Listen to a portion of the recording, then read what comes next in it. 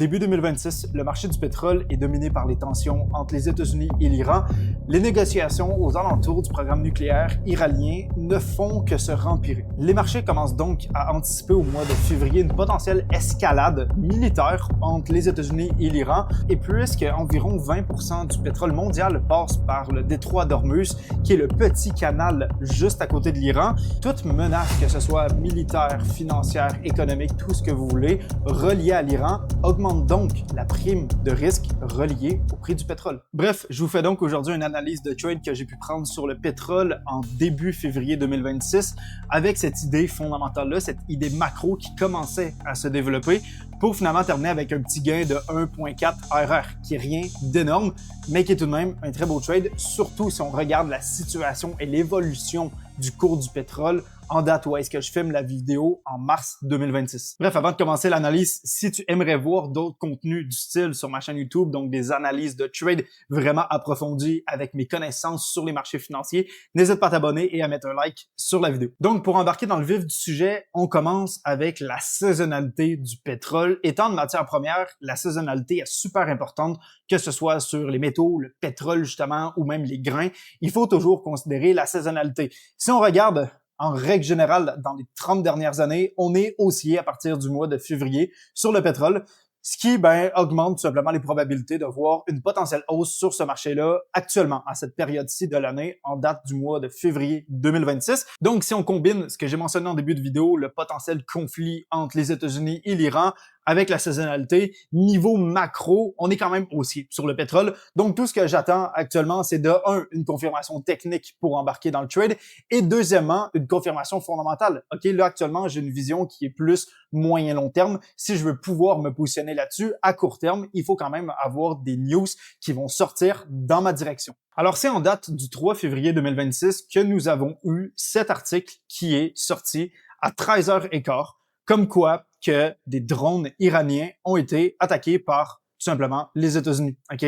Donc, c'est une traduction en français, pour ceux qui ont peut-être un petit peu de difficulté.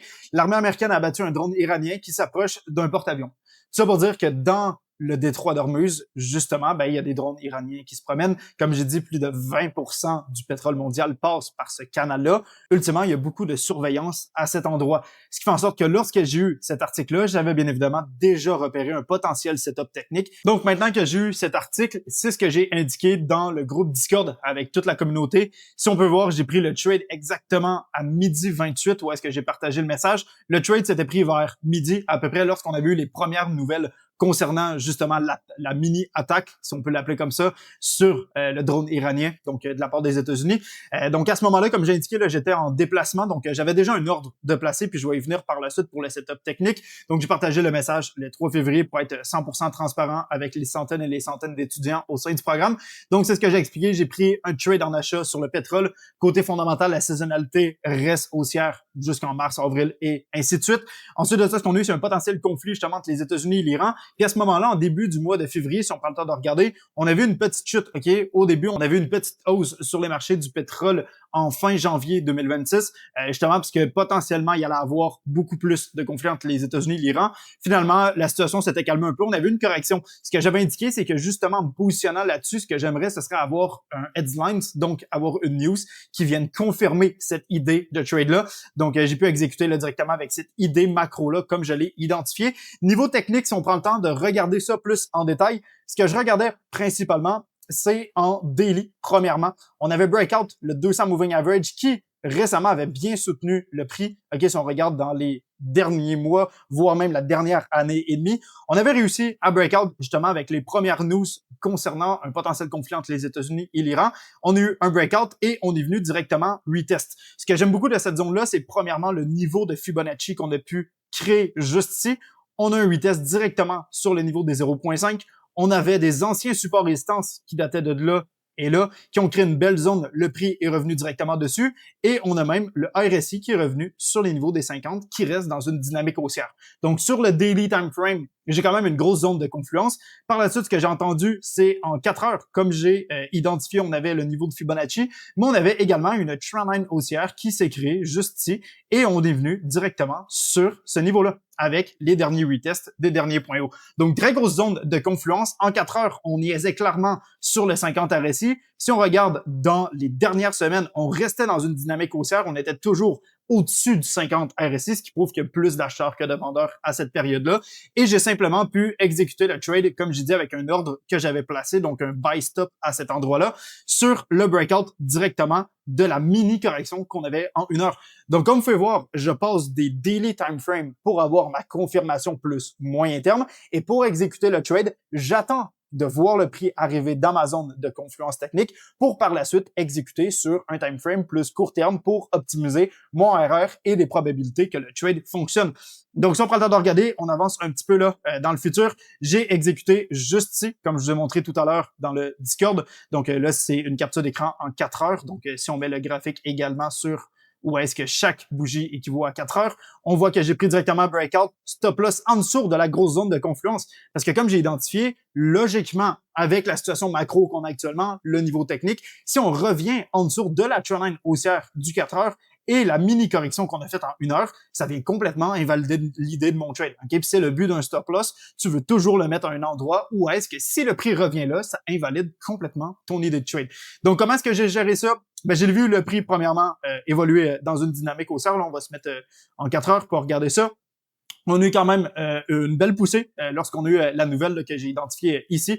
Donc, si on regarde, là, c'est à 13 heures qu'on a eu la nouvelle. Puis, ben, c'est à partir de là que le prix a quand même bien poussé. Si on regarde à 13 heures, là, on a fait les belles bougies ici.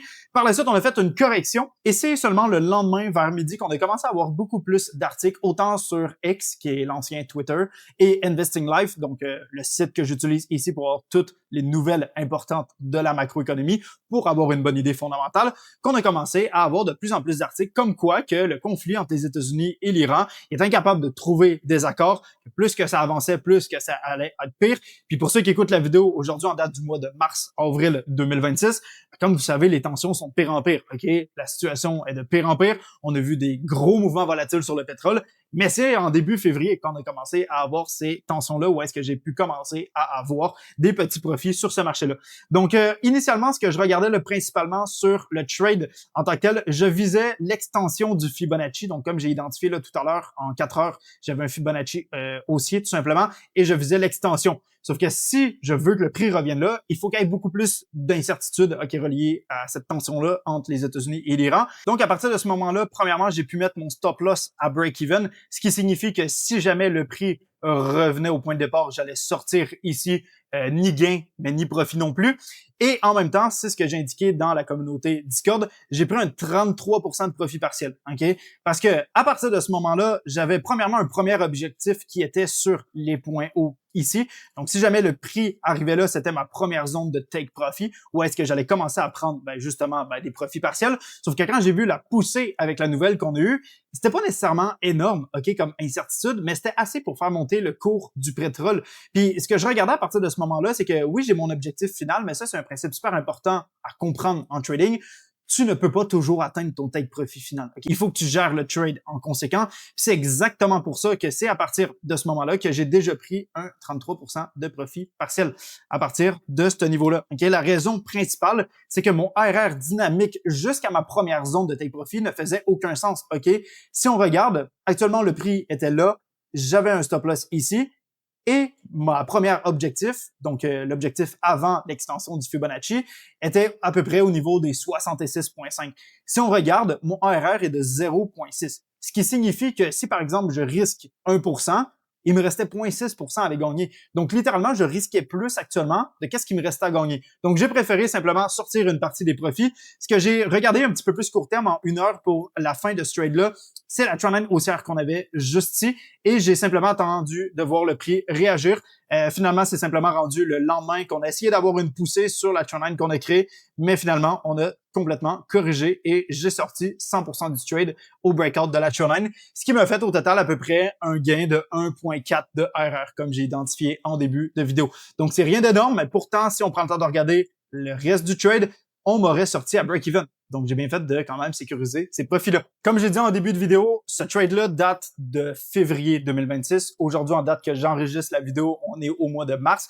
Les tensions entre l'Iran et les États-Unis sont de pire en pire. OK, il y a eu beaucoup plus d'opportunités sur les marchés du pétrole. J'ai encore pu exécuter d'autres positions. Même chose sur d'autres valeurs refuges, comme par exemple le gold, où est-ce que j'ai pris 3 trades, ce qui est quand même énorme. J'ai pris énormément d'argent sur ce conflit-là. Donc, où est-ce que je veux en venir? C'est que quand on voit un potentiel conflit, il faut pas se mettre à paniquer. On veut pas donner d'opinion sur qu'est-ce qui se passe sur le marché. Concrètement, en tant que trader, puis ça, c'est un point super important à retenir, on veut juste exécuter. OK, on veut savoir c'est quoi les potentielles opportunités. Puis au mois de février, c'est là qu'on commençait à avoir justement la détention entre les États-Unis et l'Iran. Donc, j'ai pu exécuter ce premier trade-là sur cette idée-là. Donc, c'est ce qui conclut cette analyse de trade sur le pétrole